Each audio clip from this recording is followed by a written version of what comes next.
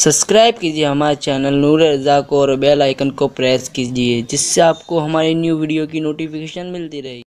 ख्वाजा उस्मान हारूनी ने फरमाया, जब औरतें बेबाक हो जाएगी, औरतें बेपर्दा हो जाएगी, औरतें पर्दे की पाबंदी को छोड़ देगी तो उस वक्त बस्तियों को तबाह और वीरान कर दिया जाएगा। आज मर्दों ने भी कुछ गुनाह में कमी नहीं छोड़ी, लेकिन औरतों का हाल तो ये हो गया, अल अयाज़ु बिल्लाह, अल अयाज़ु बिल्लाह, औरतों का हाल ये हो गया। अब औरतें भी मर्दों से कुछ गुनाह में पीछे न रही, औरतें बेपर्दा घूम रही है, वलीमों में बेपर्दा चली, मैयतों में बेपर्दा चली, बेपर्दगी का एक माहौल है। और पर्दे पे तकरीर करने वाले उलमा को कहा जाता है, इन मौलवियों को क्या समझता है, ये तो दकियानुसियत वाला जहन रखते हैं। अरे पर्दा जुल्म है, औरतों को पर्दे में रखने की बात करने वाले जालिम लोग हैं। याद रखना मेरी बहनों, अच्छी तरह याद रखना, औरत आज लोग कह रहे हैं औरतों से जिना हो रहा है, औरतों को लेकर भागा जा रहा है, औरतों के साथ बदी हो रही है। आपने कभी सुना था जब तक कि औरतें पर्दे में थी कि औरत के साथ किसी ने जिना किया हो? औरतें जब तक पर्दों की पाबंद थी उसे लेकर के कोई भागा हो? ये जितनी बदी बढ़ रही है हमारे प्यारे भारत हिंदुस्तान के अंदर, माअज़ल्लाह जो है गैंग रेप की वारदातें हर दिन हो रही है। 7-7 साल की बच्चियों के साथ गैंग रेप हो रहा है। वजह ये है, औरतें पर्दे से बाहर निकल गई। जब तक औरत पर्दे के अंदर रहती है, जब तक औरत पर्दे की पाबंद रहती है, उसकी इज्जत की हिफाजत अल्लाह के जिम्मे करम पर होती है। और जब औरत पर्दे से बाहर हो जाती है, 17 शैतान उसके साथ जाते हैं और मर्दों को कहते हैं, लो देखो इसकी तरफ मुब्तला हो जाओ, लो देखो इसके फितने में मुब्तला हो जाओ। अल्लाह अकबर। मेरे प्यारे आका सल्लल्लाहु अलैहि वसल्लम के प्यारे दीवानों, आज औरतें कहां जा रही है? पार्कों में जा रही है। आज औरतें कहां जा रही है? बाजारों में जा रही है। आज औरतें कहां जा रही है? फिल्मों में जा रही है। आज औरतें कहां जा रही है? वलीमे की दावत में जा रही है और बेपर्दा जा रही है, बन संवर कर जा रही है। कभी सोचा तो होता, जिस मजहब ने औरत को मस्जिद जाने से रोक दिया, आखिर वो मजहब बाजार में जाने की इजाजत कैसे दे सकता है? वो मजहब फिल्मों में जाने की इजाजत कैसे दे सकता है? वो मजहब पार्कों में जाने की इजाजत कैसे दे सकता है? याद रखना, अल्लाह के नजदीक रूए जमीन पर सबसे बेहतरीन मकाम को मस्जिद कहते हैं।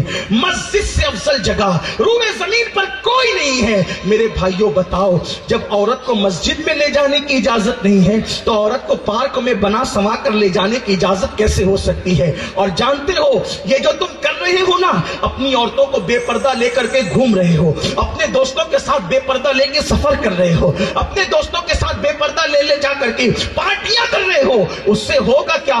जब भी तुम इस्लाम के कानून को पीठ के पीछे डालोगे, दुनिया तुम्हें रुलाएगी और खून की आंसू रुलाएगी कि आज नहीं हो रहा है। चंद दोस्त मिलकर कहते हैं चलो यार पिकनिक पर जाएंगे, और सबके सब फैमिली के लोग मिलकर के जो है बेपर्दा जाते हैं, पार्कों में बेपर्दा घूमते हैं, बेपर्दा बैठ करके खाते पीते हैं। अंजाम क्या होगा? अंजाम क्या होगा? सुनो, अभी माजी करीब की बात है, अखबारात में आया था ये कि 2 फैमिली एक दूसरे के साथ पिकनिक के लिए सफर के लिए निकले, दोनों दोस्त थे। लोग कहते हैं मौलवी लोग बड़े शक्की होते हैं, ये पर्दे की बात करते हैं। हमें तो अपनी फैमिली पर बड़ा यकीन है, बड़ा यकीन है। नफ्स पर यकीन करने वाले, नफ्स पे यकीन करने वाले रुस्वा और जलील होते हैं, क्योंकि नबी मासूम कहे, नफ्स अम्मारा तो गुनाहों की तरफ ले जाने वाला है, वही गुनाह से बच सकता है। इल्ला मा रहिमा रब्बी, जिस पर मेरे रब का रहम और फज़्ल हो जाए वही गुनाह से बच सकता है। नबी कह रहा है कि मैं अपने नफ्स पर यकीन नहीं करता। तुम्हें बीवी के नफ्स पे यकीन है, तुम्हें दोस्तों के नफ्स पे यकीन है, तुम्हें अपने नफ्स पे यकीन है। ये नफ्स क्या है? नफ्स शैतान का बड़ा भाई है। नफ्स, जब शैतान इतना नुकसान करता है तो नफ्स कितना नुकसान करेगा? तुम नफ्स पे यकीन कर रहे हो, ये दुश्मन है, नफ्स दुश्मन। इमाम अहले सुन्नत ने भी कहा है, रजा नफ्स दुश्मन है, दम में न आना। रजा नफ्स दुश्मन है, दम में न आना। कहां तुमने देखे हैं चंद्राने वाले? जो अपने दुश्मन पे भरोसा करे उसका अंजाम क्या होगा? जो अपने दुश्मन पे यकीन करे उसका अंजाम क्या होगा? कहते हो कि हम पर्दे की बात करें तो शक्य, सुनो, बीवी पे मौलवी से ज्यादा यकीन करने वाला आपको कभी नजर नहीं आएगा। लेकिन मौलवी पाबंद है अल्लाह की शरीयत का, अल्लाह के कानून का। मौलवी को यकीन है, जब मैंने पाप नहीं किया تو میرے گھر کے ساتھ بھی پاپ نہیں ہوگا. لیکن بات یاد رکھنا، جو اپنے نفس پہ یقین کرے وہ تباہ ہوگا. تو دو فیملی نکلی، دوست تھے دونوں، ٹرین کا سفر ہوا، گھر سے نکلے اسٹیشن تک برقع پہن کر فیملی آئی، اور ٹرین میں آنے کے بعد اتار دیا، کیونکہ برقع پہنا جاتا ہے سماج کے ڈر سے، اللہ کے ڈر سے نہیں پہنا جاتا. ورنہ جو برقع اللہ کے ڈر سے پہنا جائے تو پھر وہ کہیں اتارا نہیں جاتا. لوگ نہیں دیکھ رہے، برقع اتار دیا گیا، باتیں ہوئی، مستیاں مذاق ہوئی. جب پکنک سے واپس لوٹے ٹھیک دوسرے ہی دن سے جھگڑے شروع ہو گئے. دونوں فیملی میں جھگڑے شروع ہو گئے. یہ اس کے ساتھ نہیں رہنا چاہتی، وہ اس کے ساتھ نہیں رہنا چاہتی. نباہ کی کوشش کی گئی، بات بنانے کی کوشش کی گئی. بالآخر کیا ہوا، دونوں شوہروں نے جو ایک دوسرے کے دوست تھے، دونوں کو معاملہ پتہ نہیں تھا، ایک دوسرے سے بات کی، یار میری فیملی میرے ساتھ نہیں رہنا چاہتی، میری فیملی کا ایک کام کرتے یار، پتہ نہیں ہوا کیا ہے، چلیں انہیں طلاق دیتی جائے.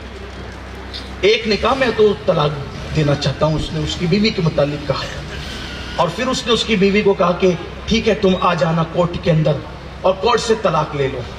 آپ کو حیرت ہوگی، جب وہ عورت کورٹ میں طلاق لینے کے لیے اپنے شوہر کے پاس پہنچی تو اسی دوست کی بائک پر بیٹھ کر کے پہنچی، اسی دوست کی بائک پر جس کے ساتھ اس نے پکنک کیا تھا. بعد میں یہ معاملہ کھلا کہ پکنک کے درمیان بے پردہ رہنے کی وجہ سے اس کی بیوی کا اس کے ساتھ ناجائز تعلق ہو گیا اور اس کی بیوی کا اس کے ساتھ ناجائز تعلقات ہو گیا، اور نتیجہ یہ ہوا کہ دونوں کا گھر اجڑ گیا. یہ ہے بے پردگی کا انجام. اگر آپ کو ایسا لگتا ہے کہ معاذ اللہ اسلام ظلم کرتا ہے، کیسے مسلمانوں کہ آپ کو یہ لگتا ہے کہ اسلام ظلم کرتا ہے؟ اگر پردے میں رکھنا ہی ظلم ہے تو کعبے کو پردے میں کیوں رکھا گیا؟ اگر پردے میں رکھنا ظلم ہے تو قرآن کو پردے میں کیوں رکھا گیا؟ اگر پردے میں رکھنا ظلم ہے تو غریب نواز اور غوث پاک کے مزارات کو پردے میں کیوں رکھا گیا؟ اور اگر پردے میں رکھنا یا رہنا ظلم ہے تو ساری مخلوق کو بے پردہ کر کے خالق نے خود پردے میں رہنا کیوں پسند فرمایا؟ جیسا کہ اس کی شان ہے. پردہ ظلم نہیں ہے، پردہ عظمت کی نشانی ہے. پردہ ظلم نہیں ہے، پردہ عزت کی نشانی ہے. جس کتاب کو ساری کتابوں میں عزت والی کتاب سمجھی گئی، اس کتاب کو جزدان میں لپیٹ کر کے پردے میں رکھ دیا گیا.